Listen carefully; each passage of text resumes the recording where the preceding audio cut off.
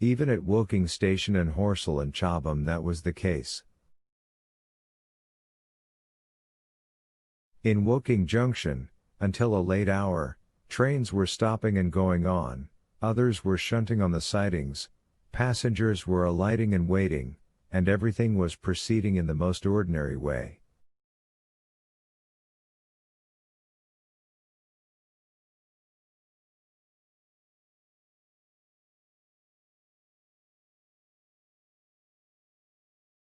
A boy from the town, trenching on Smith's Monopoly, was selling papers with the afternoon's news.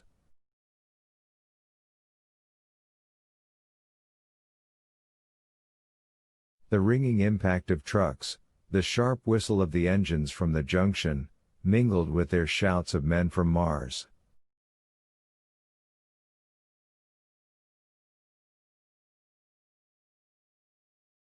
Excited men came into the station about 9 o'clock with incredible tidings, and caused no more disturbance than drunkards might have done.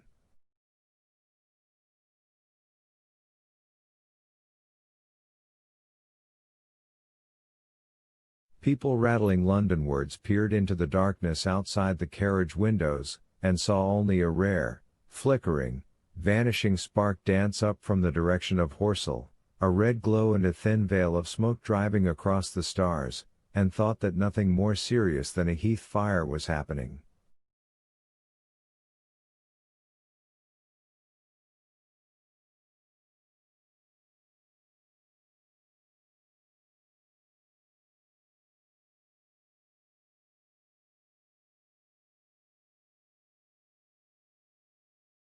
It was only round the edge of the common that any disturbance was perceptible.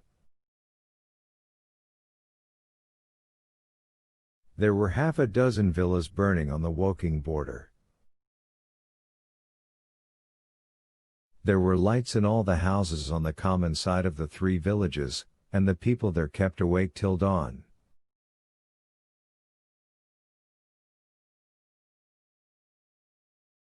A curious crowd lingered restlessly, people coming and going but the crowd remaining, both on the Chobham and Horsell bridges.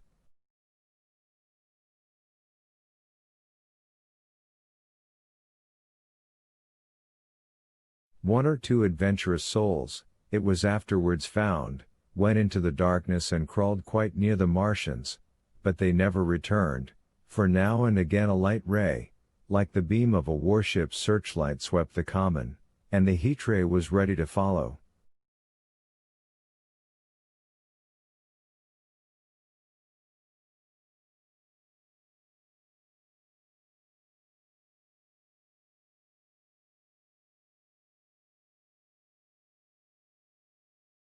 Save for such, that big area of common was silent and desolate, and the charred bodies lay about on it all night under the stars, and all the next day.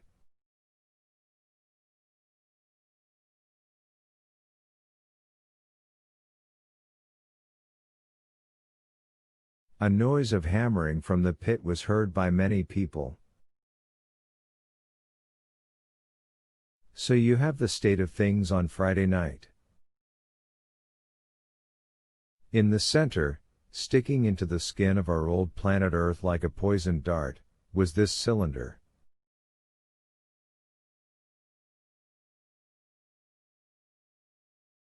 But the poison was scarcely working yet. Around it was a patch of silent common, smoldering in places, and with a few dark, dimly seen objects lying in contorted attitudes here and there. Here and there was a burning bush or tree.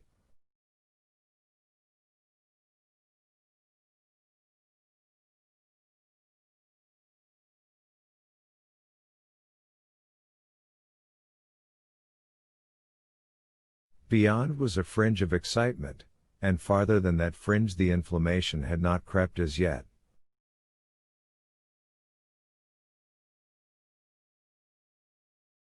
In the rest of the world the stream of life still flowed as it had flowed for immemorial years.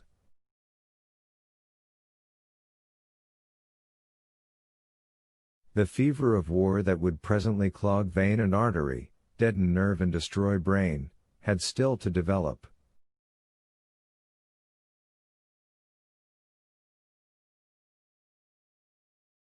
All night long the Martians were hammering and stirring, sleepless, indefatigable, at work upon the machines they were making ready, and ever and again a puff of greenish-white smoke whirled up to the starlit sky.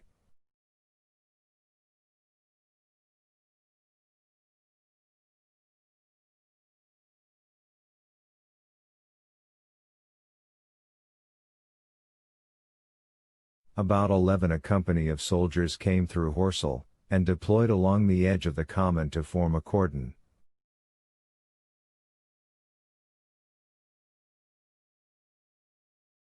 Later a second company marched through Chobham to deploy on the north side of the common.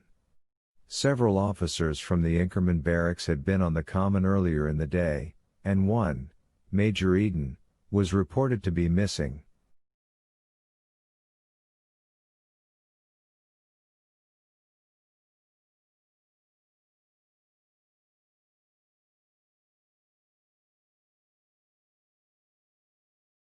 The colonel of the regiment came to the Chobham Bridge and was busy questioning the crowd at midnight.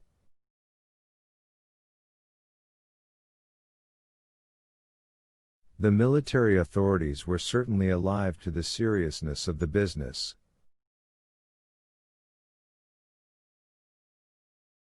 About 11, the next morning's papers were able to say, a squadron of hussars, 2 Maxims, and about 400 men of the Cardigan Regiment started from Aldershot.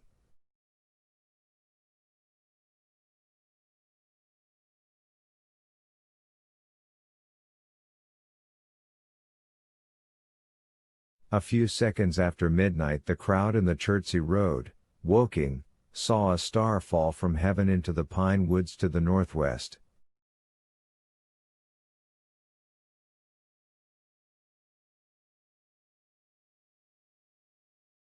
It had a greenish color, and caused a silent brightness like summer lightning.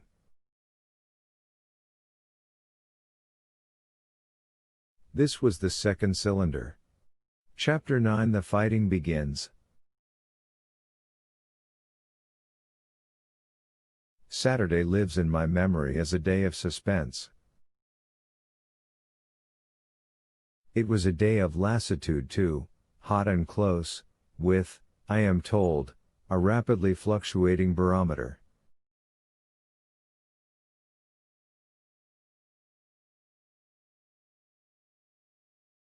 I had slept but little, though my wife had succeeded in sleeping, and I rose early.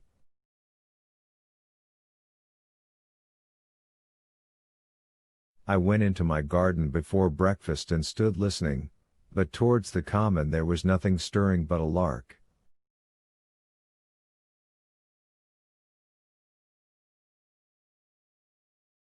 The milkman came as usual. I heard the rattle of his chariot and I went round to the side gate to ask the latest news.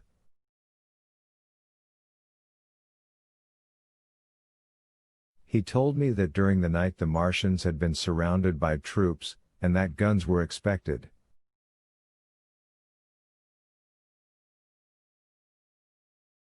Then a familiar, reassuring note I heard a train running towards Woking.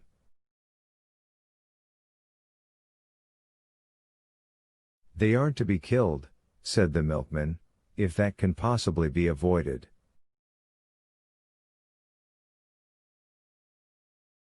I saw my neighbor gardening, chatted with him for a time, and then strolled into breakfast.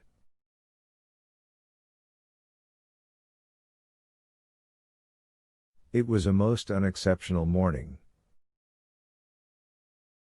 My neighbor was of opinion that the troops would be able to capture or to destroy the Martians during the day.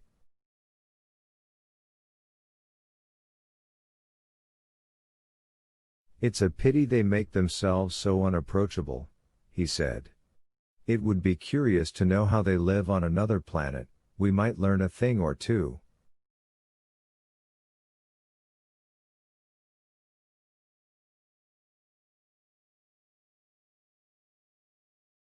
He came up to the fence and extended a handful of strawberries, for his gardening was as generous as it was enthusiastic.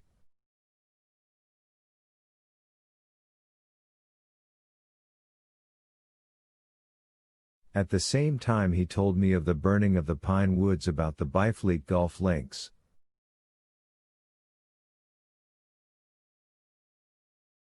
They say, said he, that there's another of those blessed things fallen there, number 2.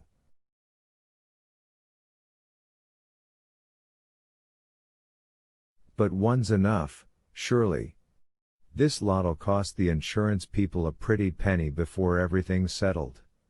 He laughed with an air of the greatest good humor as he said this. The woods, he said, were still burning, and pointed out a haze of smoke to me. They will be hot underfoot for days, on account of the thick soil of pine needles and turf, he said, and then grew serious over poor Ogilvy.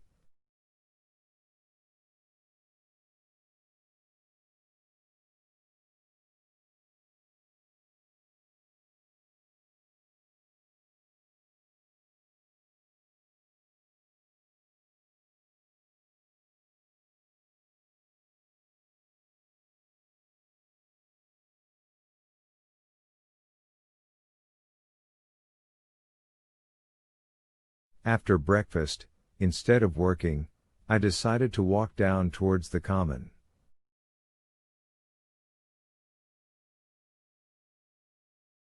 Under the railway bridge I found a group of soldiers, sappers, I think, men in small round caps, dirty red jackets unbuttoned, and showing their blue shirts, dark trousers, and boots coming to the calf.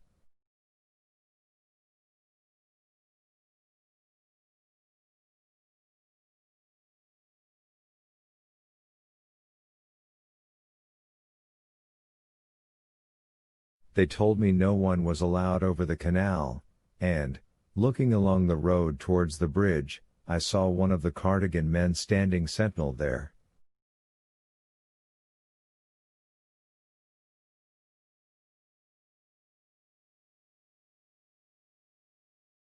I talked with these soldiers for a time. I told them of my sight of the Martians on the previous evening.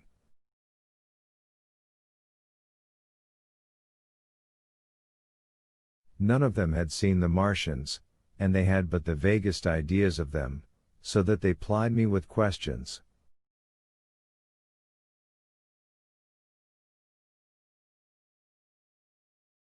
They said that they did not know who had authorized the movements of the troops. Their idea was that a dispute had arisen at the Horse Guards.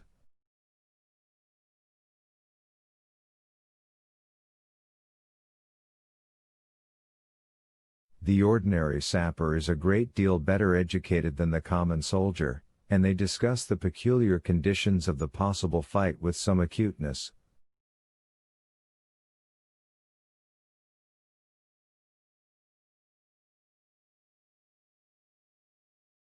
I described the heat ray to them, and they began to argue among themselves. Crawl up under cover and rush 'em, say I, said one.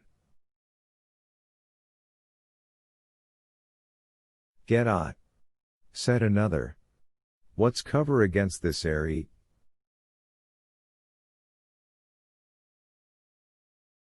Sticks to cook your. What we got to do is to go as near as the ground'll let us, and then drive a trench.